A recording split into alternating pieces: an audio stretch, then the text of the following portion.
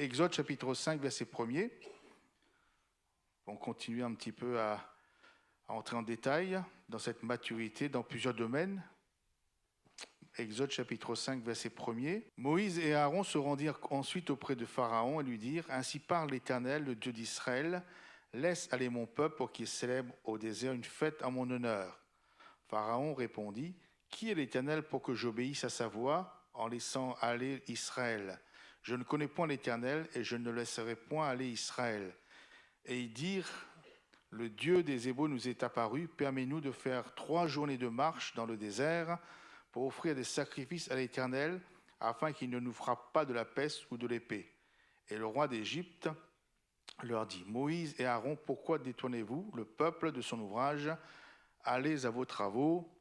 Amen. » Donc dans ce processus de maturité, s'il y a bien quelqu'un qui n'est pas d'accord que le chrétien, le peuple de Dieu parvienne à cet état d'homme fait, à la mesure de la stature de Christ, c'est bien le diable, c'est-à-dire le pharaon autrefois, mais c'est le diable, c'est le prince de ce monde. Il fera tout pour nous empêcher de progresser dans les voies du Seigneur, de mieux le connaître et d'être cet homme fait. Donc Pharaon, dans notre texte, va utiliser des subterfuges, des ruses, des suggestions qui quelquefois nous paraît sages, à vue humaine, et tout ça, le but de nous empêcher d'arriver à maturité, d'être des hommes faits. Donc, lorsque Pharaon va s'entendre dire par Moïse, laisse ton peuple aller dans le désert pour célébrer une fête dans l'Éternel, pour l'Éternel, il va tout de suite dire première chose, au verset 9, il dit que l'on charge de travail ces gens, que l'on charge de travail le peuple de Dieu, que l'on charge de travail le chrétien. Le travail, la charge de travail.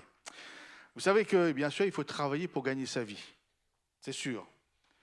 Mais attention que la charge du travail professionnel ou à la maison passe en priorité par rapport à notre, à entrer dans la présence de Dieu, à venir aux réunions. Vous savez, donc, ça fait 1 an et demi maintenant qu'on est à l'église du port, donc il y a un couple qui est venu nous voir, voilà, pour avoir quelques conseils, ils veulent servir le Seigneur. Oui, on peut bien prier pour eux, donner quelques conseils. Et puis on s'est dit, mais moi, le frère, surtout le frère, je le voyais une fois tous les 3-4 dimanches, etc. Mais je dis, mes frères, tu veux servir le Seigneur de tout ton cœur, mais il y a un souci. Il dit, on te voit rarement. Il dit, oui, c'est mon travail. Il dit, c'est mon travail, donc je crois qu'il est agent de sécurité, etc. Donc voilà, il travaille le dimanche, plusieurs dimanches, etc. On le voit rarement. Mais il dit, mais alors, dans ce cas, il y a un souci, parce que tu vois bien qu'on travaille un dimanche sur 2, c'est normal, il y a des métiers qui font que. Mais après, quand il y a 3 dimanches, 4 dimanches de suite, il y a un souci, il faut bien réfléchir à un moment donné. Que l'on charge, moi je pense toujours à ce texte, que l'on charge de travail pour empêcher d'aller célébrer une fête en l'honneur de l'Éternel. Je dis, mon frère, mais... Enfin, c'est pas que j'ai l'habitude, mais je vais expliquer après. Donc je dis, mais là, il y a un souci. Il faut demander au Seigneur sa grâce, son secours, pour que soit ton chef change tes horaires pour que tu puisses venir surtout au culte, ou alors, il faut, ne quitte pas ton travail, mais cherche du travail ailleurs. Ah, il n'avait pas pensé à ça. Et quelquefois, on rentre dans un processus, on ne se rend même plus compte. Ah, donc, question de travail, donc, je disais, j'ai pratiqué la chose. Ah, donc, vous savez, je crois que j'ai dû rendre mon témoignage. Lorsque j'ai commencé à travailler, c'était 2 fois le SMIC. Alors, il travaillait tout le temps, pas de culte, etc. Donc, je me suis dit, Seigneur, ça ne va pas là. Je perds ma vie spirituelle. Bien sûr, je veux gagner beaucoup d'argent. Et donc, j'ai dit, Seigneur, dans ma prière, Seigneur, moi, je ne veux pas gagner beaucoup d'argent. Je veux gagner normalement ma vie. Mais donne-moi du temps pour que je vienne dans ta maison. Et donc, quelques temps après, donc à l'époque, c'était encore les annonces d'emploi dans le journal de la ville. Donc, j'ai eu, cherche laborantin, etc. Donc, j'ai écrit avec ma plus belle plume, j'ai écrit, envoyé. Donc, ils m'ont rappelé pour prendre un entretien. Je suis allé, sur les 10 personnes, près des 10 jeunes qui étaient là, j'étais le seul à être embauché. Parce que c'était Dieu qui ouvrait la porte. Il a vu mon cœur, il a vu mon âme. Donc, il a ouvert la porte. Et donc, j'ai pu travailler comme laborantin. Bien sûr, j'ai perdu la moitié de mon salaire, mais bon, j'ai regagné après, 1 ou 2 ans après, j'ai rattrapé, j'ai dépassé ce fameux salaire. Mais donc, vous voyez, donc, dans ce travail, donc, vous voyez, donc, c'était le lundi matin de 8h jusqu'à 17h le soir, donc toute la semaine. Les week-ends, machin, j'étais libre. Les ponts, c'était libre. Et puis on était venu 1 ou 2 ans plus tard à ce que j'ai les horaires libres pour travailler. C'est-à-dire que j'avais la possibilité de commencer de 7h30 jusqu'à 9h30 du matin. Je dis ça parce que le mardi matin, il y avait réunion de prière avant d'aller travailler. Donc ça commençait à 8h jusqu'à 9h30. Moi, je pouvais, parce que j'avais la carte de pointage, je pouvais aller à la réunion de prière le matin. Le soir, dès 16h, j'avais fini, je pouvais finir. Je vais aller faire des visites, etc. Donc, vous voyez, on veut servir le Seigneur, on prie, Dieu nous donne du temps. Que l'on charge de travail le peuple de Dieu. Et bien sûr, j'ai eu des stagiaires, donc comme j'ai pratiqué, j'ai exigé d'eux aussi si tu as reçu l'appel de Dieu, donc pour te former, il faut du temps. Mais comme ils n'étaient pas encore à plein temps, donc ils étaient probatoires, moi je veux qu'il y ait du temps. Ben, frère, en 2 fois, j'ai fait changer de travail. Il était dessinateur industriel. J'ai un petit patron, donc il commençait le matin, donc jusqu'au samedi après-midi, il travaillait parce qu'il avait besoin, le patron voulait, etc. Ben, j'ai dit, mais Jean, s'il appelait Jean, il y a un souci, moi je ne peux pas te former. C'est tout juste si tu te vois le dimanche matin, tu es fatigué. Il dit, il faut prier pour que tu trouves un autre travail. Donc on a prié, il a trouvé notre travail. Au début, c'était bien. Pareil, donc il pouvait sortir, et puis après, au fur et à mesure, le patron a dit, ben là, on a dit, c'est un travail urgent, tu restes le soir, tu restes le soir. Mais moi, il fallait qu'on aille faire les réunions de prière, il fallait que je le forme pour faire chanter, etc. Donc je dis, Jean, on va prier à nouveau, tu vas changer de travail. On a prié, il a trouvé notre travail dans une société, et là, ça a été. Ça a été, donc le soir à 17h, 16h, 17h, il est fini, et le vendredi après-midi, il était libre, il ne travaillait pas. Donc je pouvais avoir vraiment ce rendez-vous avec lui pour lui parler de la Bible, pour lui expliquer, etc. Donc vous voyez, Dieu, et mon dernier stagiaire, donc qui était, je crois, il est venu à Saint-Leu, Michael. Il travaillait dans une société de bibliothèque, enfin, de livres, de culture, etc. Donc un magasin. Quand je suis arrivé à Bourges, donc il faisait ça, donc le frère qui partait, que j'ai remplacé, me dit, écoute, il a reçu quelque chose, mais je ne sais pas, toi tu t'en occupes, tu as l'habitude. Donc là, Michael travaillait donc les heures de commerce, 7h du matin, 20h le soir, du lundi au samedi soir. Je dis, Michael, mais tu as reçu l'appel? Oui, oui. Il me dit, mais là, il y a un souci, je ne peux pas. Je ne peux pas te former, c'est pas la peine. Et il dit, bon, moi, je connaissais un petit peu la musique, hein, j'avais de l'expérience là-dedans. Il dit, par la foi, on va prier pour que Dieu te donne du temps. Il dit, on va faire ceci, on va faire ça. Une chose, je fais ton planning, le planning comme j'ai besoin de toi pour te former, etc. Il dit, je vais présenter mon planning au patron. C'est ce qu'il a fait. Je faisais mon planning le 15 du mois pour le début du mois, le 15 de chaque mois pour le début de chaque mois. Il donnait à son chef calait ses horaires sur mon planning. Ça, c'est la grâce de Dieu. Là. Vous voyez, donc, que l'on charge de travail le peuple de Dieu. Oui, si on accepte. Mais si on se rebelle, on dit, Seigneur, moi je veux te servir, je vais être dans ta maison. Dieu trouvera toujours un moyen pour faire venir. Alors, je parle de mon épouse. J'ai déjà dit, hein, donc elle travaillait dans un grand magasin. Donc moi qui étais responsable de jeunesse à l'époque, je n'étais pas encore pasteur ni stagiaire. Je cherche, moi, avant d'aller chercher les jeunes en dehors, je cherche les jeunes qui sont dans l'église, qui ne viennent pas. Puis un jour, je la rencontre, je dis, mais tu viens pour une jeunesse, toi? Elle me dit, non, non. Je dis, mais pourquoi? Elle me dit, parce que je travaille, mes horaires ne me permettent pas. Je dis, mais attends, tu ne veux pas ou tu ne peux pas? Parce qu'il y a une différence. Elle dit, non, je veux, mais je ne peux pas. Elle dit, je priais pour toi. 8 jours après, son chef l'appelle et dit, écoute, on change tes horaires, le samedi après-midi, tu es libre, tu peux aller faire les courses. Enfin, faire du shopping. Elle a compris que c'était la réunion jeunesse qui l'attendait. Vous voyez, donc, que l'on change de travail. Donc, il y a une maturité, il faut savoir, à un moment donné, bien sûr, il faut travailler. Hein. Je ne dis pas qu'il faut arrêter son travail. Hein. Le messager n'a pas dit, il faut arrêter. Non, non. On prie, on cherche ailleurs, et quand on trouve, voilà. Et donc, vous voyez, donc, que l'on charge, ici, on revient que l'on charge. Et d'ailleurs, j'ai trouvé une chrétienne de Dreux, enfin, j'étais à pasteur à Dreux, une chrétienne, je voyais, au début, on envoyait une fois sur 2, puis après, on envoyait une fois sur 3, puis une fois sur 4. J'ai la sœur me dit, mais il y a un souci. Je dis, oui, frère, pour gagner plus, j'accepte de travailler tous les dimanches. Ah, ça, je dis, non, là, ça ne va pas, parce que gagner plus, travailler plus, mais et ta vie spirituelle là-dedans? On se laisse embarquer dans les choses et on perd sa vie spirituelle. D'ailleurs, vous savez que Jésus a dit, que servirait-il à un homme de gagner le monde, gagner beaucoup d'argent, s'il perdait son âme? Que l'on charge le travail, c'est genre. Il y a une maturité spéciale à avoir, à discerner, même dans ces choses-là. Bien sûr, il y a la charge de notre emploi du temps. Aujourd'hui, tout le monde en court, on se lève le matin, on est fatigué, il faut vite aller quand on a des enfants, il faut aller, etc. On n'a plus le temps de prier, on n'a plus le temps de rien faire. Toujours sur la course. Donc, il y a la famille, les activités, il y a rendez-vous, là, il y a la maison. Et donc, c'est vrai qu'il nous charge de toutes sortes de choses, de difficultés, pour nous amener à oublier qu'il y a du temps à passer avec le Seigneur pour devenir à l'état d'homme fait. Après, on est léger, on ne sait pas, on ne connaît pas la parole.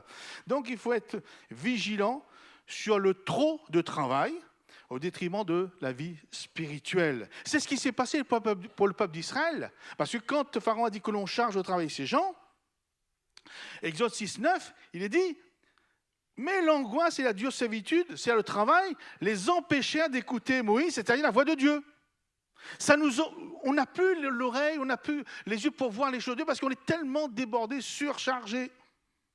Donc, vous voyez, attention de se laisser entraîner dans ces stratagèmes de l'ennemi, travailler plus pour gagner plus. Mais disons, Seigneur, je vais bien travailler raisonnablement pour gagner sa vie, pour nourrir ma famille, etc. Mais il y a ma vie spirituelle. Amen. Ah, vous êtes d'accord avec moi, hein? Moi, je dis, si j'étais resté dans ma première usine, là, je gagnais beaucoup. C'est vrai que je serais plus riche qu'aujourd'hui, mais où en serais-je quant à ma vie spirituelle, quant à mon ministère avec le Seigneur? Et donc, c'est une première chose, hein, pour la maturité spirituelle. Il faut être mature aussi dans ce domaine-là. Il y a aussi Exode, chapitre 8, verset 21. Toujours, on va rester toujours dans cette maturité spirituelle, dans divers domaines de la vie réelle. Je ne vais pas parler de la théorie, la théologie ou quoi ça, mais des choses qui sont vraiment pratiques. Exode 8, 21. Pharaon appela Moïse et Aaron et dit, « Allez, offrez des sacrifices à votre Dieu dans le pays. » Moïse répondit, « Il n'est point convenable de faire ainsi, car nous offrirons à l'Éternel notre Dieu des sacrifices qui sont en abomination aux Égyptiens. Et si nous offrons sous leurs yeux des sacrifices qui sont en abomination aux Égyptiens, ne nous lapideront-ils pas? Amen. » Quand on voit que Pharaon va dire, mais offrez des sacrifices à Dieu, on dit, ça y est, on a gagné. Ça y est, c'est bien, on a gagné, on peut y aller. Non, il y a des conditions. Il faut bien offrir des sacrifices, mais offrir des sacrifices à Dieu en Égypte.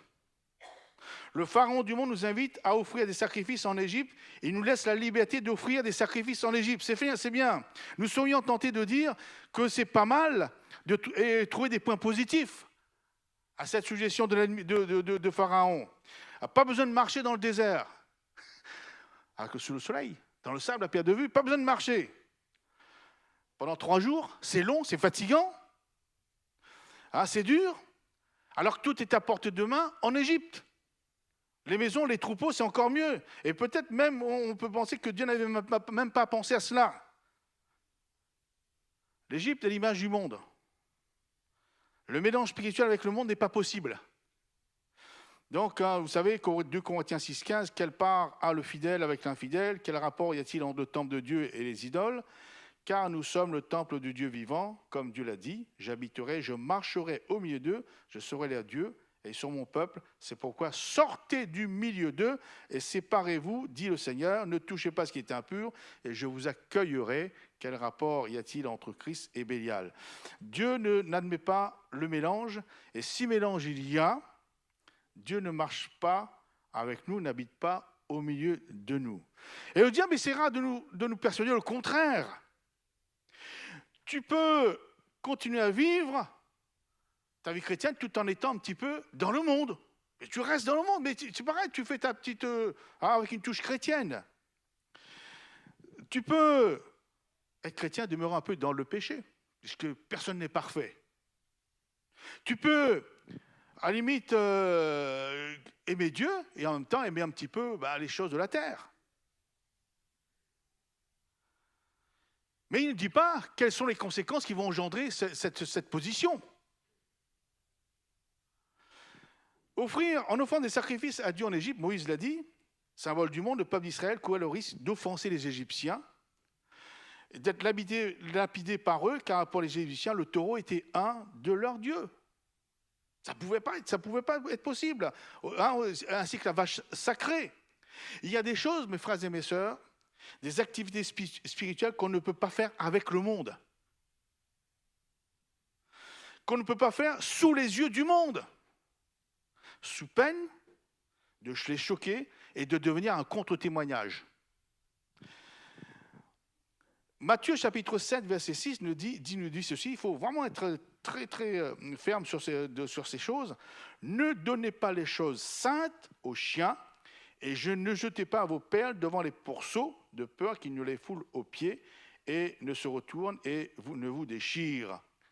Attention de dire n'importe quoi, enfin même les choses de Dieu, des choses on peut témoigner, on peut parler de la parole de Dieu, mais il y a des choses qu'on ne doit pas le partager avec le monde. C'est comme cela. Sinon, ils vont nous prendre pour des fanatiques, pour des fous. Je me souviens, enfin, juste pour faire rire un peu, un jour, Moïse Haroun, l'évangéliste, il racontait donc qu'il y avait beaucoup de gens du voyage qui venaient dans son église, donc les gitans, etc. Et puis, il raconte ce témoignage, il dit, voilà, un jour, il venait à la Réunion avec un vieux vélo, sans lumière. Alors, il se fait arrêter par un gendarme. Il dit, mais monsieur, rendez-vous compte, c'est dangereux de la nuit comme ça, surtout en métropole en hiver, dangereux de rouler sur un vélo sans lumière, vous risquez de... Il dit, non, le gitan, voilà, Jésus est ma lumière. Est-ce que c'est... Non, mais vous voyez, donc Jésus est ma lumière. Le gendarme dit, ah bon, vous êtes deux sur le vélo? Donc double contravention, parce que... donc, je peux vous faire rire, mais pour vous dire un peu, il y a des choses qu'on ne peut pas dire, on ne peut pas faire devant, en Égypte, devant les inconvertis, c'est pas possible. Sinon, on risque d'être en contre-témoignage. Le frère gitan, il a beau vous dire Jésus est la lumière, Jésus est avec moi, Jésus est avec moi, mais ça ne marchait pas déjà. Donc, vous voyez, il y a des choses qu'on peut, c'est dans le cadre de l'Église, c'est le cadre de notre intimité spirituelle à la maison. D'ailleurs, Jésus dira dans Matthieu 6,6, mais quand tu pries, entre dans ta chambre, qu'est-ce qu'il fait? Ferme ta porte. Ferme ta porte. Et puis ton Père qui est dans le lieu secret, et ton Père qui voit dans le secret te le rendra. Il y a des prières qu'on peut dire à haute voix dans l'Église, mais il y a des prières secrètes. Oui ou non? Vous dites tout, vous, dans l'Église? Non, quelquefois, il y a son jardin secret aussi. Donc, il y a des choses, et dans le monde, c'est la même chose. On est chrétiens, mais il y a des choses qu'on ne doit pas partager, on ne doit pas dire, de peur d'être pris pour un fanatique, être un contre-témoignage. De la même manière, dans le texte de 2 Rois 4.4, pour cette femme qui allait perdre ses enfants, dont le créancier est venu pour les vendre comme esclaves, donc elle va voir le prophète va lui dire, voilà, prends tous les vases vides, etc., et pour que transvase l'huile, mais il dira, quand tu seras rentré, tu fermeras la porte sur toi et tes enfants, et tu verseras l'huile dans toutes ces vases, tu mettras de côté ceux qui seront pleins. Alors elle le quitta, elle ferma la porte sur elle et sur ses enfants. Vous croyez qu'elle allait mettre ça dans la rue pour montrer, regardez le miracle que Dieu fait? Non, ça ne concernait qu'elle et ses enfants. Ferme la porte. Il y a des choses, mes frères et mes sœurs, avec cette maturité spirituelle, qu'il ne faut pas faire en dehors. De même que Pharaon a dit, le fait de rester dans le pays et offrir des sacrifices. Oui, mais... Donc, vous voyez, il y a une maturité, un discernement. On note aussi, Exode 8, 24. Donc, on continue surtout sur ce genre de processus de maturité spirituelle. Pharaon dit, je vous laisserai aller pour offrir à l'Éternel, votre Dieu, des sacrifices dans le désert. Seulement, vous ne vous éloignerez pas en y allant. Amen. On a l'impression qu'on a des demi-victoires à chaque fois. Maintenant, Pharaon dit, je vous laisse aller dans le désert pour offrir des sacrifices. C'est plus en Égypte. Seulement, ne vous éloignez pas en y allant. C'est-à-dire, n'y allez pas trop loin. Le diable ne veut pas que tu ailles trop loin dans ta marche avec le Seigneur. Non, c'est pas ça, non? Quoi, c'est facile de progresser de la sanctification. Donc, mais le diable, il ne veut pas. Donc, n'allez pas trop loin. Tu risques d'être... Parce que si tu vas trop loin, tu risques... Je parle ici aujourd'hui. Tu risques d'être vu comme un fanatique. Tout le temps à l'église. Oui, mais c'est là que l'Éternel envoie sa mission et la vie pour l'éternité. C'est ici la journée que l'Éternel a faite. Et c'est dans le cadre d'une réunion. C'est ici, c'est là, c'est pas ailleurs. Et puis, bien sûr, quand vous faites du bien quelque part, quand vous êtes désaltéré, vous êtes, l'angoisse part, vous venez à chaque fois vous ressourcer. Donc sinon, attention, donc n'allez pas trop loin. Vous savez, donc dans le monde, et quelquefois, on laisse quelqu'un qui fait du sport, plus il va faire du sport, on va l'encourager à faire du sport. Quelqu'un qui est spirituel, puis il va venir à l'église, il va se servir, on va le déconseiller parce qu'il devient fanatique. C'est le monde à l'envers. C'est le monde à l'envers.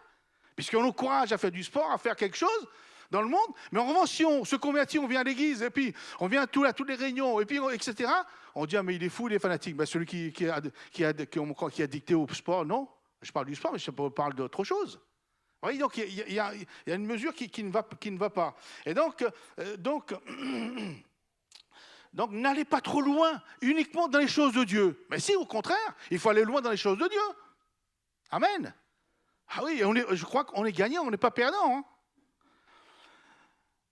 Donc le monde, la famille accepte volontiers qu'un de ses enfants ou qu'un machin aille vraiment se lance à fond dans un domaine d'activité. Mais en revanche, quand il s'agit de Dieu, et ça, là, c'est autre chose. Il ne faut pas aller trop loin dans les choses de Dieu, il y a de l'opposition. Le diable, c'est une chose. Plus nous allons nous éloigner de lui, en nous rapprochant de Dieu, plus nous échapperons à son influence. L'Égypte représente le monde, la mondanité. Et nous avons ici l'image d'un aimant et d'un morceau de fer.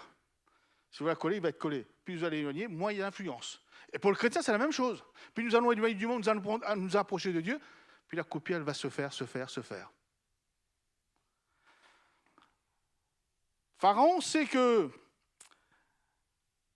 lorsque le peuple d'Israël fera ses 3 jours de marche dans le désert, ça allait emmener les enfants d'Israël hors de sa portée, hors de son pouvoir, hors de son contrôle, hors de son armée. De plus, nous savons que c'est au bout de 3 jours de marche, le peuple d'Israël allait arriver à la mer Rouge. Et là, vous savez, leur passer la mer Rouge, c'est fini pour les Égyptiens. C'est pour ça, vous voyez, le diable, il sait, lui, les choses. Nous, peut-être quelquefois, on ne sait pas, mais lui, il sait. Et donc, c'est pour ça, n'allez pas trop loin, parce que trop loin, si on passe la mer Rouge, c'est terminé. C'est la mer Rouge, c'est le point de rupture, le point de non-retour qui devait faire du peuple d'Israël une nation libre, en marche vers un pays libre, Canaan. Mes frères et mes sœurs, n'écoutez jamais en disant « tu vas trop loin dans les choses de Dieu ». Au contraire, plus on va loin, là nous avons la liberté de pouvoir juger des choses et faire des choses. Vous savez, parce que c'est parce que vous êtes vraiment ancrés dans les choses de Dieu que Dieu nous interdit de faire du sport. Un peu de sport. Ou autre chose, la pêche, j'en sais rien. Mais Dieu en premier. Il ne faut pas oublier que Dieu en priorité par rapport à ma femme, par rapport à mes enfants, par rapport à Dieu en premier. C'est lui la source de notre vie. Amen. Bien sûr, après, il faut aimer sa femme, ses enfants, etc. Mais Dieu en premier. Et lorsque Dieu nous demande de venir à lui, d'aller loin avec lui, il ne va pas nous donner des pierres. Au contraire, il va nous remplir de ses bénédictions. Amen. Quelqu'un dira, mais si on pense à l'histoire d'Abraham, il part loin pour aller sacrifier son fils. Mais Dieu ne voulait pas que son fils se sacrifie, il voulait sonder la foi et l'obéissance d'Abraham. Et quelquefois, lorsque Dieu nous demande de faire quelque chose qui nous paraît loin, en réalité, c'est pour nous sonder, pour nous remplir de sa grâce après coup. Amen. Exode 10, verset 11. Là, ça va être encore la maturité spirituelle, relation de couple. Non. Allez-vous les hommes et servez l'Éternel. Que les hommes aillent seuls, sans leur épouse. Ça ne vous choque pas, vous? Hein? Non, allez-vous les hommes et servez l'Éternel. Donc, autrement dit, que les hommes aillent seuls, sans leurs épouses en premier. Pharaon savait qu'en laissant seulement les hommes partir célébrer la fête en l'honneur de l'Éternel dans le désert, ces hommes reviendraient obligatoirement, systématiquement en Égypte, sous son pouvoir et sous sa domination à cause de leur épouse. Et donc nous voyons aussi que le diable essaiera toujours de briser la cellule familiale sur le plan spirituel. Le diable essaiera toujours de nous faire croire que la vie de couple n'a pas sa place dans les choses de Dieu, dans le service de Dieu. On pourrait penser que la vie spirituelle, c'est chacun pour soi dans la famille. Non, sur une famille, nous sommes en couple, c'est ensemble que nous servons le Seigneur. D'ailleurs, le couple marié vit ensemble, dort ensemble, mange ensemble, habite ensemble. Et pourquoi ne servirait-il pas Dieu ensemble? Que les hommes aillent faire. Ça, c'est le monde, ça. Que chacun Chacun va casser, aujourd'hui dans le couple moderne, chacun va qu'à ses activités personnelles. C'est pour ça qu'il y a autant de divorces, autant d'adultère, etc. Chacun, bien sûr, on peut travailler, il faut aller travailler, mais rester le plus de temps possible avec son épouse si on l'aime, ou avec son conjoint si on l'aime. Parce que c'est notre corps, c'est notre chair, c'est la cellule familiale. Mais on ne peut pas se séparer, même sur le plan spirituel. Hein. Donc, non, allez, ça veut l'Éternel que les hommes aillent seuls, sans leurs épouses. Vous savez que depuis la chute dans le jardin d'Éden, la relation de couple, le rapport entre mari et femme est devenu problématique. Pour ne pas dire conflictuel. D'ailleurs, dans Genèse 3,16, il est dit, hein, donc Dieu dit à la femme, j'augmenterai la souffrance de tes grossesses, ça ok. Et encore, témoignage, j'avais la femme de mon stagiaire qui est enceinte, qui elle a accouché de... non, elle avait accouché de son premier, je me souviens plus de trop, hein, ça remonte. Que je réfléchis. Oui, le premier, donc elle avait peur, etc. Donc des souffrances, etc. Je dis, mais écoute, là, quand Dieu dit tu enfanteras avec douleur pendant ta grossesse, je dis, ça c'est l'ancienne alliance. Mais maintenant, nous sommes sous la grâce. Tu peux dire au Seigneur Jésus, enfin à Dieu, que maintenant tu es sous le sang de Jésus, il y a une nouvelle alliance, etc. Et lui demander d'enlever cette souffrance. Mais figurez-vous comme elle a écouté. Elle me dit, donc après quoi, elle me dit, c'est passé comme une lettre à la poste. Et ça a tellement bien passé qu'on a fait 4 puces. Non, mais c'est vrai, il y a des choses qu'il faut faire, comment dire, il y a jurisprudence dans la parole du Seigneur.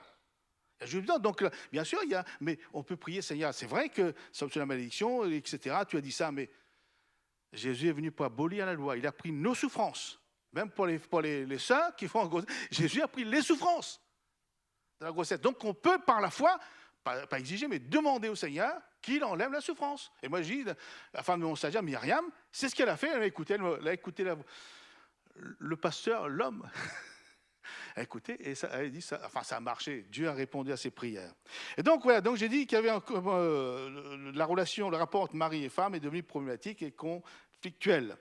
Donc j'ai dit, voilà ce qu'il dit, tu enfanteras avec douleur, ok, et tes désirs se porteront vers ton mari, mais il dominera sur toi.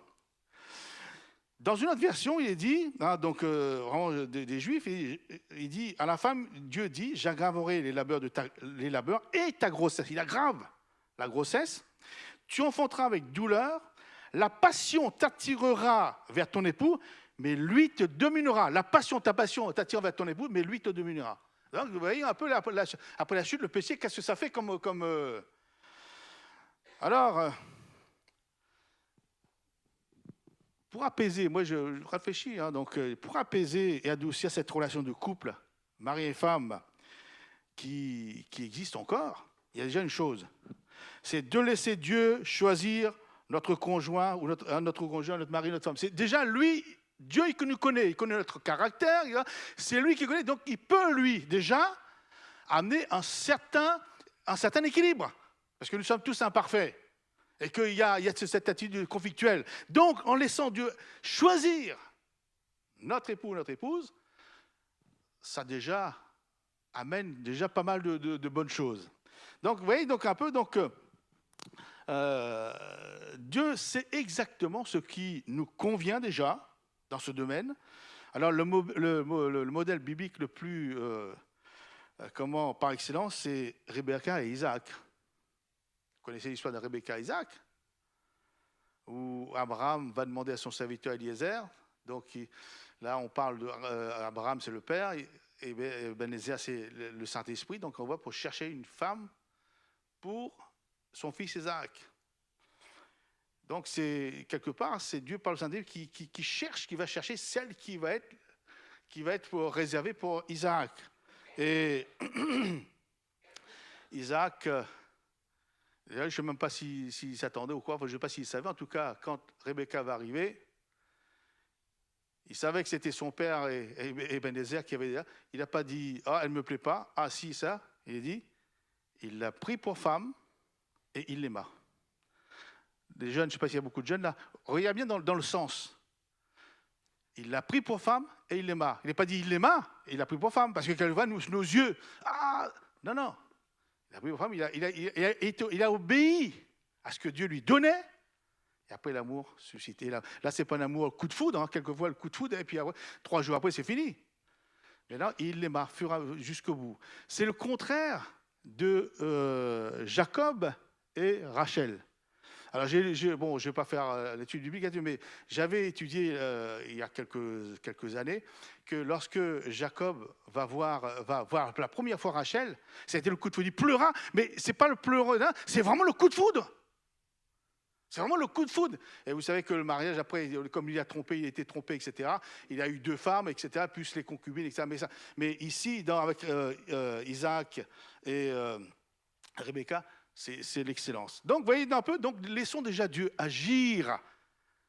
Je n'ai pas mes frères et mes sœurs, chers jeunes, dans le choix d'un conjoint, d'une conjointe. Déjà, ça adoucit les choses, ça réunit les choses. Et après, il y a le conseil de la parole de Dieu. Ou Paul dit dans Colossiens 3, 18, ça on n'aime pas trop, hein. Aujourd'hui on n'aime pas. Femmes, soyez soumises à vos maris. Ah, comme il convient dans le Seigneur. Maintenant, pour contrebalancer cette chose, hein, femmes, soyez soumises à vos maris, il dit, mari, aimez vos femmes. Donc si on aime notre femme, normalement on ne va pas la traiter comme une esclave. C'est pas comme ça, non? Quand on aime quelque chose, on ne traite pas comme esclave. Et ne vous aigrissez pas contre elle.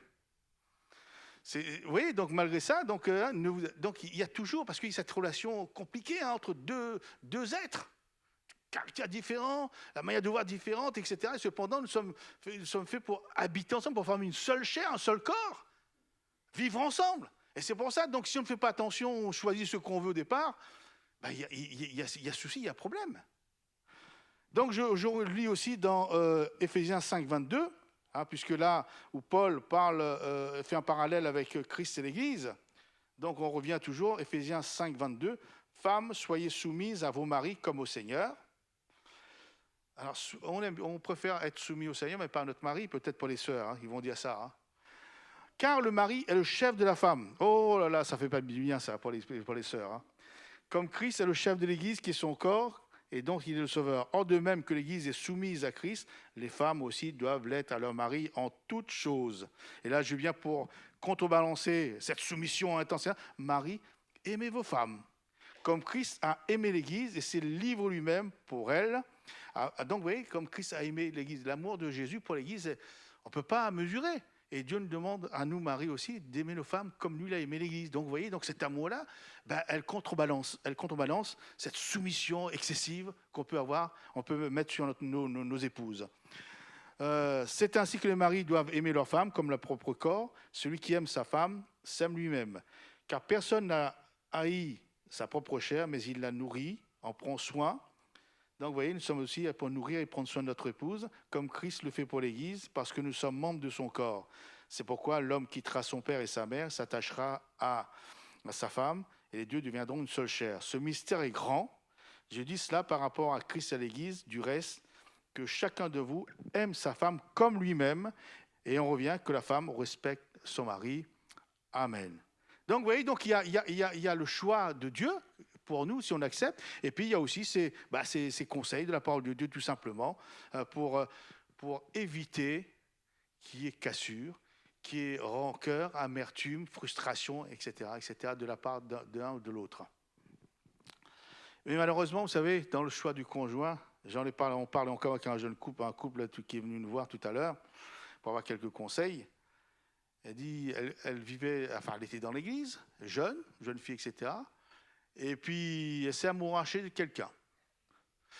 Et juste avant le mariage, Dieu lui avait, par don spirituel, etc., qu'il ne fait pas, ça ne convient pas à ce qu'elle voulait. Mais elle dit, je n'ai pas obéi. Je voulais ce jeune homme, je l'ai pris. Mais elle dit, mais quelques années après, ça a été le divorce, la cassure, etc. Donc à chaque fois, on sait, mais on croit que Dieu ne sait pas exactement ce qu'il nous faut. On sait mieux que Dieu. Mais après, voilà. Hein, donc, elle divorce, donc elle est revenue dans l'église, Dieu lui a redonné notre mari, etc. Mais je dis, mais que de temps de gâcher, que de souffrance, etc. Ouais, donc j'arrête là pour la maturité entre hommes et femmes dans l'église. Maintenant, Exode 10, verset 11. Et là, c'est la vie de couple maintenant, avec les enfants, la vie familiale. Donc, Exode chapitre 10, verset 11. Donc, Pharaon dit, non, non, allez vous les hommes et servez l'Éternel. Que les hommes aillent seuls, sous-entendu, bon, sur leur femme on l'a vu, mais sans leurs enfants aussi, car au verset 24, verset 24 toujours Exode 10, et il est dit, Pharaon appela Moïse et dit, allez servez l'Éternel, il n'y aura que vos brebis et vos bœufs qui resteront, et vos enfants pourront aller avec vous. Au premier temps, il ne voulait pas que les enfants aillent avec leurs parents, avec leur papa. La maturité spirituelle nous conduit à servir Dieu avec nos épouses, avec notre épouse, attention, on n'est pas bigame ici, avec notre épouse et nos enfants. Les enfants qui sont encore à la maison, les enfants qui dépendent encore de nous. Et vous voyez ici, le prince du monde va nous obliger à lui laisser nos enfants, d'une manière ou d'une autre. Et quelquefois, on tombe dedans. De quelle manière laissons-nous nos enfants au prince de ce monde? Et là, c'est très intéressant, mes frères et mes sœurs, parce que c'est une révélation que Dieu m'a donnée. Ne croyez pas que nous avons un exemple dans 2 Rois, chapitre 4, verset 1er. La femme, vous savez, la femme dont le créancier est venu chercher ses enfants pour en faire des esclaves. Et c'est très intéressant. 2 Rois, chapitre 4, verset 1er. Il est question de nos enfants, même de nos petits-enfants aussi, ou même arrière-petits-enfants, ceux qui en ont. Donc, 2 Rois, chapitre 4, verset 1er. Une femme d'entre les femmes des fils des prophètes cria à Élisée en disant, « Ton serviteur, mon mari, est mort, et tu sais que ton serviteur craignait l'Éternel, c'est formidable. Or, le créancier est venu pour prendre mes 2 enfants et en faire ses esclaves. » Élisée lui dit, « Que puis-je faire pour toi? Dis-moi, qu'as-tu à la maison ?» Elle répondit, « Ta servante n'a rien du tout à la maison qu'un vase d'huile. » Et dit, va demander au dehors des vases chez tous tes voisins, des vases vides, et ne demande pas un petit nombre. Quand tu seras rentré, tu fermeras la porte sur toi et sur tes enfants. Tu verseras dans tous ces vases, et tu mettras de côté ceux qui seront pleins. Alors elle le quitta, elle ferma la porte sur elle et sur ses enfants. Ils lui présentèrent les vases et elle versait. Lorsque les vases furent pleins, elle dit à son fils, présente-moi encore un vase. Mais il répondit, il n'y a plus de vase, et l'huile s'arrêta. Elle alla le rapporter à l'homme de Dieu et lui dit, va vendre l'huile et paie ta dette, tu vivras toi et tes fils de ce qui restera. Amen. Cette maman dans la détresse est incapable de rembourser la dette au créancier qui vient prendre ses enfants pour en faire des esclaves. C'était comme ça à l'époque. Vous avez une dette que vous ne pouvez pas payer, allez, on prend, on embarque. Si c'est vous ou vos enfants, etc. Ce qui m'interpelle, ses parents servaient Dieu. L'homme était fils de prophète, même prophète, etc. Donc, elle aussi, elle croyait en Dieu, etc. Donc, ils servent Dieu.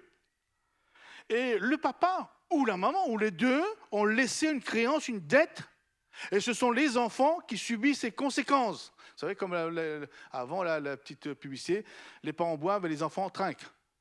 Mais là, c'est pareil, les parents font des dettes et les enfants, ils payent l'ardoise après.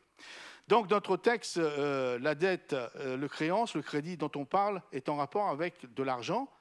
Le créancier, c'est l'huissier de justice ou c'est la banque. Mais je voudrais voir ça sous un angle spirituel. Donc, les parents de notre texte étaient des gens du peuple de Dieu, au service de Dieu, donc des prophètes. Donc, elle, femme de prophète. Le créancier qui vient prendre ses enfants pour en faire des esclaves, c'est le diable, le prince de ce monde. C'est comme ça. Alors, je me suis dit, mais quelle est la dette spirituelle que des parents peuvent laisser à leurs enfants alors qu'ils sont chrétiens, alors qu'ils servent Dieu? C'est pas normal, parce que ce sont des serviteurs de Dieu. Ils laissent une créance à leurs enfants, et c'est les enfants qui vont subir les conséquences. En réfléchissant à la question avec l'expérience des familles chrétiennes dans les églises dont j'étais pasteur en métropole, la dette spirituelle qu'on peut laisser à nos enfants, ce sont nos erreurs. En tant que parents chrétiens, nos erreurs. Qui ne ferait jamais d'erreur, vous direz-vous? Notre comportement charnel à la maison. Nos mauvaises paroles, nos critiques envers l'Église, nos mauvais exemples, nos imperfections, notre manière de faire charnel, nos emportements, notre mauvais caractère. Lorsque nous laissons nos enfants à la maison, quand nous venons servir Dieu, à l'Église, sous couvert qu'ils sont trop petits ou trop grands, ils sont fatigués, ils n'aiment pas, et puis chaque jour plus tard, quand ils seront grands, ce sont autant de dettes que nous laissons à nos enfants.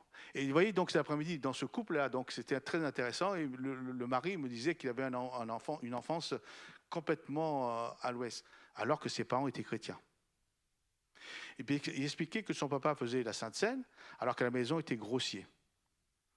Il était dur. Il maltraitait ses enfants, etc. Donc lui voyait ça, donc la rancœur, l'amertume. Puis à un moment donné, il était obligé de fuir le foyer, aller habiter, aller en dehors, dans les rues.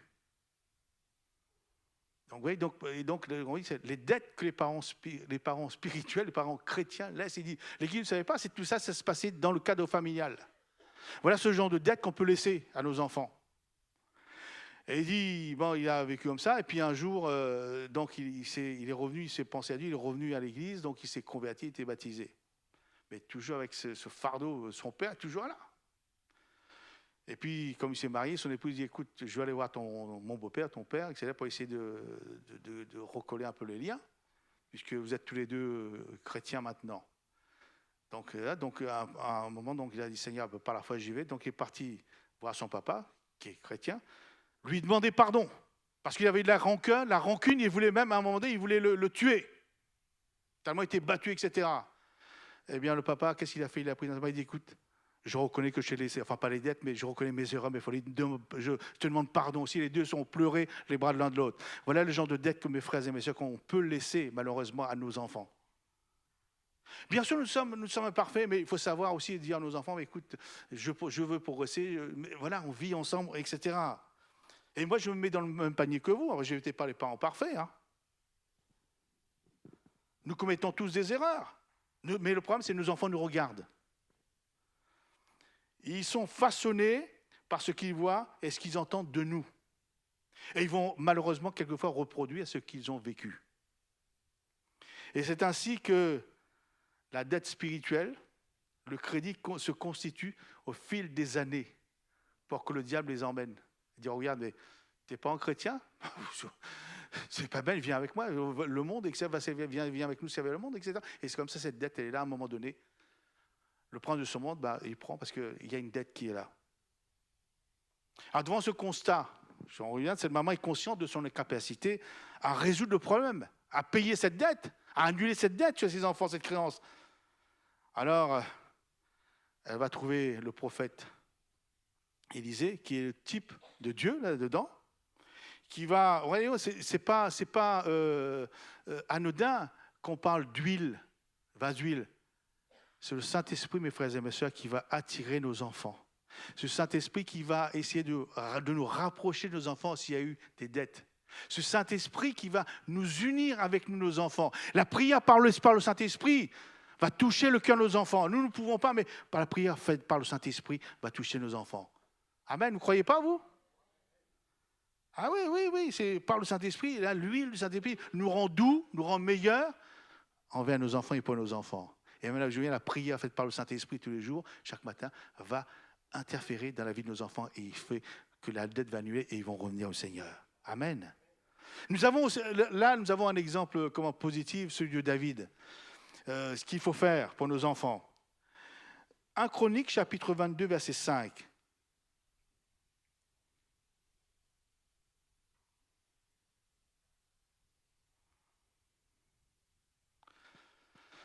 David disait, mon fils Salomon est jeune et d'un âge faible, et la maison qui sera bâtie à l'Éternel s'élèvera à un haut degré de renommée et de gloire dans tous les pays. C'est pourquoi je veux faire pour lui des préparatifs. Et David fit beaucoup de préparatifs avant sa mort.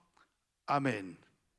Et question, bien sûr, d'élever le temple du Saint-Esprit. Mais vous savez, mes frères et mes sœurs, que dès que nous nous convertissons, nous avons le temple à bâtir, le temple du Saint-Esprit en nous. Nous devons le bâtir.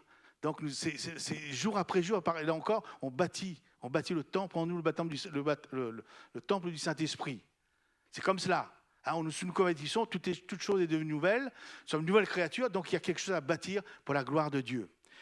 Et donc là, David dit que son fils Salomon est jeune et d'un âge faible, lui aussi, il doit bâtir sa maison spirituelle pour Dieu. Lui aussi, il doit bâtir sa vie, bâtie sur le roc, sur le rocher. Il doit bâtir.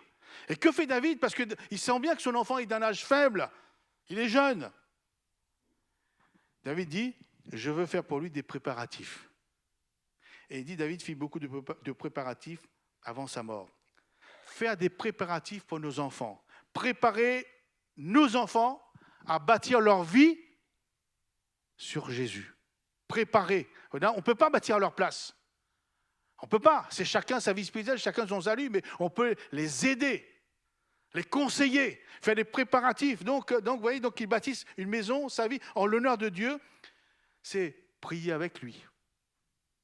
Ça, on prépare l'enfant, on prépare son cœur, on prépare son âme, on prie avec lui.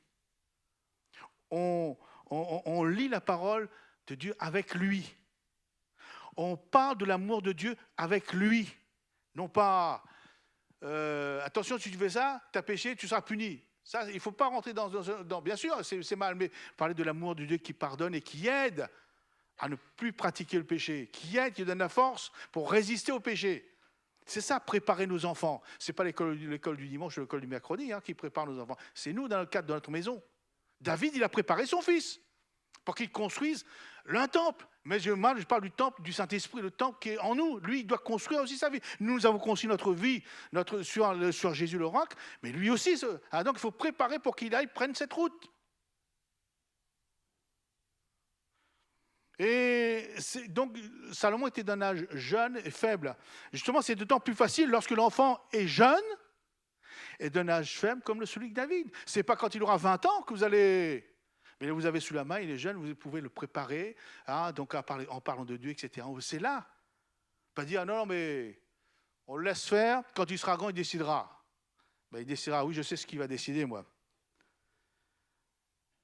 Et vous voyez, donc, et David dit, jusqu'à sa mort, il a fait des préparatifs pour son fils. Mes frères et mes sœurs, jusqu'à notre mort, nous sommes des parents, nous sommes des papas, mais des papas spirituels aussi. Nous devons, dès que l'occasion est propice, faire des préparatifs pour eux dans la prière d'intercession. Même s'ils sont éloignés, nous pouvons toujours faire des préparatifs. Jusqu'à notre mort, nous allons préparer dans la prière que nos enfants construisent leur vie sur Jésus. Amen. Oui, donc, vous savez, on est parents, ce n'est pas pour un jour, on est parents toute sa vie. On est responsable quelque part d'eux.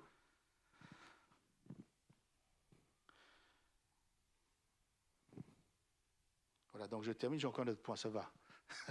Je ne veux pas prêcher comme Paul jusqu'à minuit et puis continuer jusqu'à... De toute façon, il n'y a personne qui est assis sur le rebord de la fenêtre, là. Je regarde, il n'y a personne. On est rassuré. Exode chapitre 10, verset 24, toujours dans le cadre de la maturité spirituelle, il faut grandir dans les voies du Seigneur.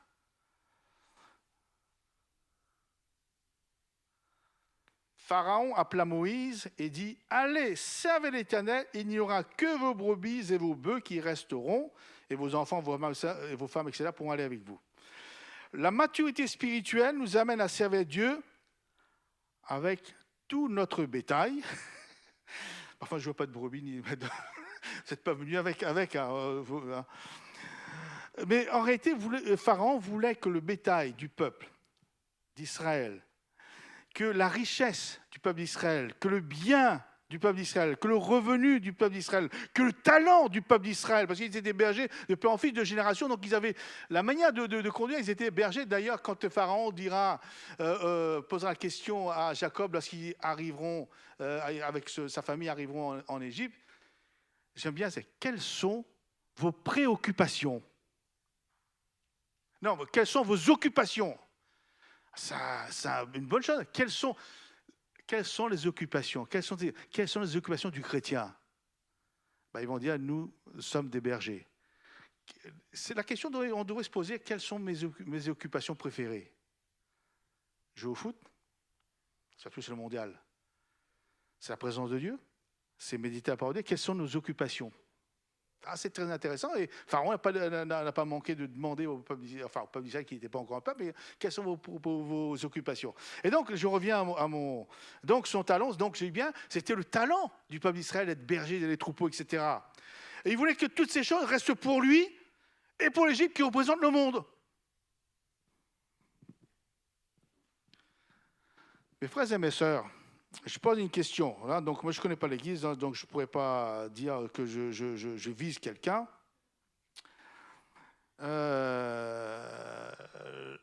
Si nos talents, nos richesses, nos dons ne vont pas à Dieu, si nos dîmes ne vont pas à Dieu, où est-ce qu'ils vont? Ah oui, où est-ce qu'ils vont? Vous dites, c'est pour moi. Oui, mais vous allez dépenser pour comment? Pour votre chair, pour le charnel, etc.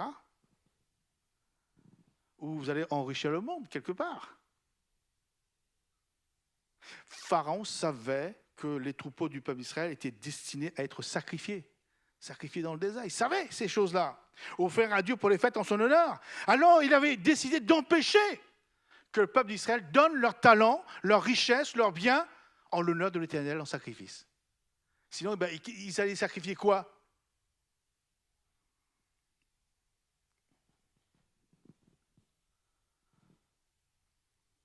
Exode chapitre 10, verset 26, toujours la même chose, mais en français courant, parce que voilà, c'est en français courant. Il dit, en plus, voilà ce que dit Moïse, en plus, nous amènerons nos troupeaux, pas une seule de nos bêtes ne restera ici, c'est-à-dire en Égypte, parce que nous devons aussi en offrir un certain nombre au Seigneur notre Dieu, mais nous ne saurons pas lesquels avant d'être arrivés sur place. Ah, pas une seule brebis ne devait rester en Israël, c'était pour le Seigneur. Il devait prendre les meilleures brebis, les meilleures bêtes pour offrir, pour célébrer cette fête en l'honneur de l'Éternel. Et voyez-vous, donc, là aussi, il y a à réfléchir. Ce que nous faisons de nos talents. Il y a des jeunes qui savent jouer de la musique, mais pas jouer dans le monde. Avec les copains, etc. Eh bien, essayer d'apprendre à jouer avec l'Église. Ça va réjouir non seulement l'Église, mais l'Église va avoir des jeunes que se lever, ou même des moins jeunes.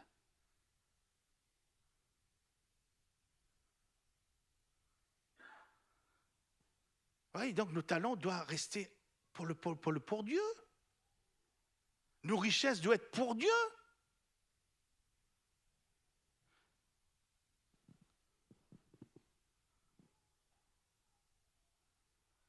Et donc, vous voyez, donc, là encore, si nous n'avons pas cette maturité spirituelle, nous risquons d'appauvrir l'Église, d'appauvrir Dieu, et tout donner à l'Égypte, laisser en Égypte, laisser dans le monde.